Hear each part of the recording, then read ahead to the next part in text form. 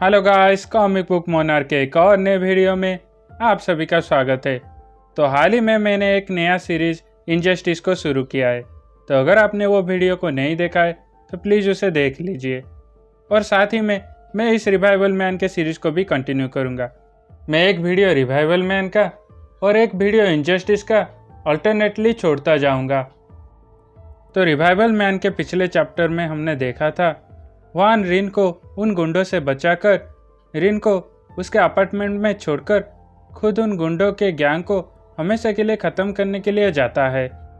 उन गुंडों के साथ साथ खुद को भी वहां पर मारने के इरादे से वान एक गैस सिलेंडर के साथ उन गुंडों के अड्डे पर पहुंच जाता है।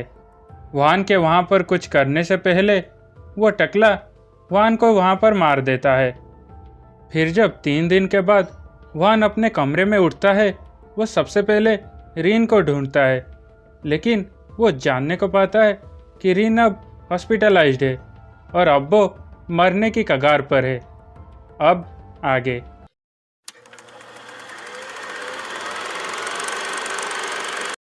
टीवी में रिन के साथ हुए एक्सीडेंट के बारे में न्यूज़ दिखाया जा रहा होता है। न्यूज़ में रिन का एक नेबर न्यूज़ चैनल को इंटरव्यू देते हुए बताता है कि कुछ काले कपड़े वाले गुंडे उसे ढूंढ रहे थे। ये सब कुछ वान सुन रहा होता है। फिर वो उस रात क्या हुआ था उसे याद करता है। उस रात वान रिन को उनके अपार्टमेंट में छोड़कर जाते वक्त वान रिन को खुद के अपार्टमेंट की चाबी उसे देता है, क्योंकि गुंडों को रिन के अपार्टमेंट कहाँ पर है वो पता था। इसीलिए वान रिन को अपने अपार्टमेंट में रहने के लिए बताता है। वो रिन को बोलता है कि उसने अपने डेस्क में कुछ पैसे रखे हैं जिसको उसने यंग से धार लिया था। उस पैसे को लेकर वो कहीं पर छुप जाए ऐसा वान रिन को बताकर वहाँ से चला गया था। ये सोचते हुए वान तब तक हॉस्पिटल में रिन को देखने के लिए पहुँच चुका होता है। वो देखता है कि रिन हॉस्पिटल में मौत से लड़ रही होती है। फिर हमें उस रात रिन के साथ क्या हुआ था वो दिखाया जाता है। वान से चाबी लेने के बाद रिन उसके कमरे में जाती है। वो उस डेस्क में उस रखे हुए पैसे को भी ढूंढ लेती है। उस पैसे को लेकर जब रिन वान के कमरे से निकल रही होती है, तब उसे वान के कमरे की हालत को देखकर कुछ अच्छा नहीं लगता। तो वो वहाँ पर कुछ देर रुककर वान के कमरे को साफ करती है। कमरे को साफ करते हुए वो इरिटेट जरूर होती है, लेकिन वान ने उसकी जान बचाई है यह सोचकर वो रो भी लेती है। कमरे को साफ करके रिन वहाँ से जा ही रही होती है कि तभी उसे बाहर उन गुंडों की आवाज़ सुनाई देती है। वो गुंडे अपने आप से बात कर रहे होते हैं कि वान वहाँ पर आएगा कि नहीं।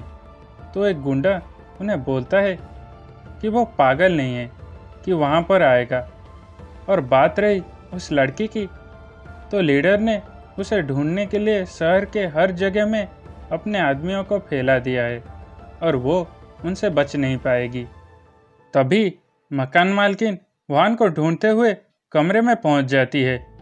वो वान को ना पाकर कमरे में रीन को पाती है।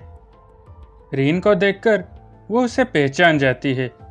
फिर वो उससे पूछती है कि वो वान के कमरे में क्या कर रही है और वान कहाँ पर है। लेकिन तभी उस मकान मालकिन की आवाज़ को सुनकर गुंडे वहाँ पर चले आते हैं और वो रीन को उसके साथ देख लेते हैं। उन गुंडों को देखकर रीन वहाँ से जल्दी भागने लगती है और वो गुंडे उसका पीछा करते हैं। भागते भागते रीन उस बिल्डिंग के छत पर पहुंच जाती है और वो गुंडे उसका पीछा करते हुए वहां पर पहुंच जाते हैं।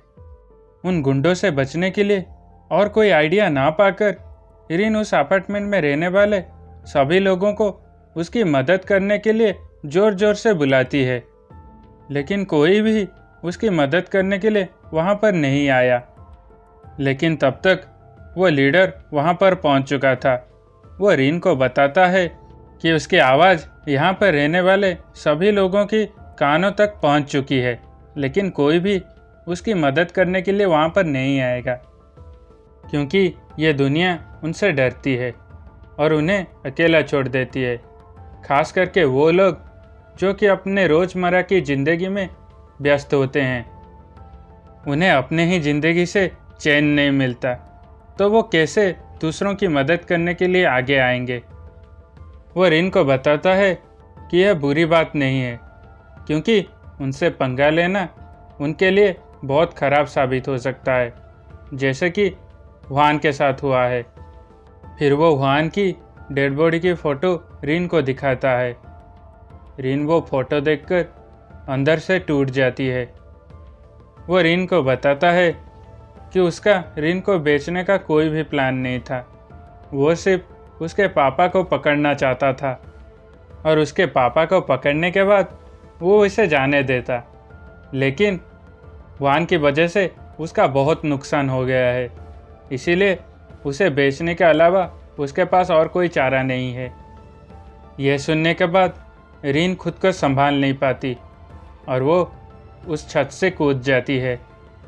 फिर कहानी प्रेजेंट में शिफ्ट होती है और न्यूज़ में दिखाया जाता है कि उस एक्सीडेंट के बाद मिस ए को तुरंत ही हॉस्पिटल में भर्ती कर दिया गया था, लेकिन डॉक्टर को ये नहीं पता कि वो जिंदा बचेगी या नहीं, और उसके रिलेटिव सिर्फ उसके पापा थे जो अभी लापता है।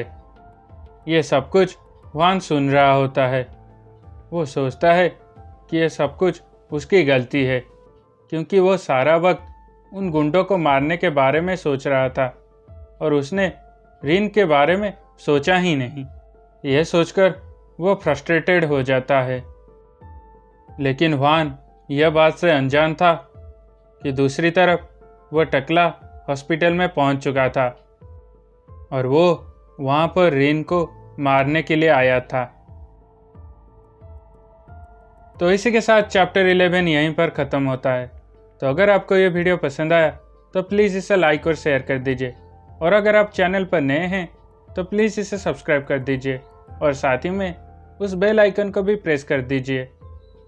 और वीडियो को देखने के बाद आपके मन में जो भी ख्याल आए उसे कमेंट सेक्शन में बताइए। तो मिलते हैं अगले वीडियो में, तब तक स्टे सेफ।